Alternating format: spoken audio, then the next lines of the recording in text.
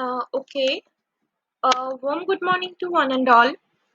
So today we'll be discussing about stress management. So we see in our daily life, let it be if you were working or if you were a student. So in each and every sphere of your work life and your personal life, there are lots and lots of work, and some works are like time-bounded works are also there, and on a certain deadline we have to submit like so many assignments. Maybe means it's not always like there is only one assignment that we have to submit by a particular date, but when you are a student in higher education, or like if you were doing any job, so your deadlines and this workload, work pressure, work assignment, all this leads to this workplace state. So here you can see in this picture, it's like a cartoon picture where you can see that he is having like a big to-do list, a lots and lots of files, work date limits, and like phone calls, and means other than this also so many projects and assignments. So dealing with stress is very important in 21st century, where we are means our lifestyle and our like way of doing work has changed completely as compared with the previous time. So we have to know first that what do you mean by stress? Stress is basically the reaction that people have to excessive pressure or any other types of demand which are placed upon them. It arises when they worry that they can't cope up with that particular workload.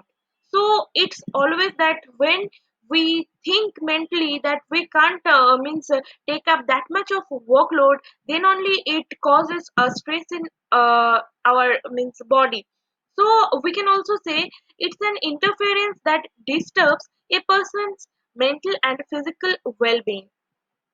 Now here in this slide you can see some more definitions of stress which are given by like Lazarus and Feynman, and like we also call the stress as an invisible disease of this millennium. Now coming to next slide, you can see here one equation has been written, that is S equal to P greater than R. Then what these abbreviations stand for? So S is equal to stress. So it's basically explaining that stress occurs when our pressure is greater than the resources. So means it tells us that we are having a limited amount of resources with us, like our work capacity, but the pressure is much more, then only it's lead to stress. Now we will see the approaches of defining stress. Stress, we can see it as a response to some, like if we are having a much higher workload, then we can call stress as a response where we become angry or we become aggressive or irritated. Then stress also occurs as a stimulus, and the third one is stress also acts as an interactive process. Now we will see the most important thing in students' life is this job stress. It is basically the reaction of individuals to new or threatening factors in their work environment. So, suppose stress can happen when you are continuing your work in an particular organization for a long time, and you have reached up to a higher managerial position and you are having lots and lots of work. It can also come if you are changing your organization, you were going to any new organization, but there are new rules, new regulations that may also act as a stress to you. Here the example that I earlier told, that is stress acts as a stimulus. We are seeing that only in this particular slide.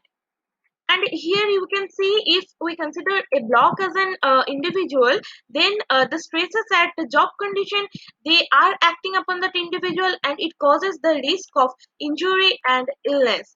Now these are the different stress feeling like worry, tense,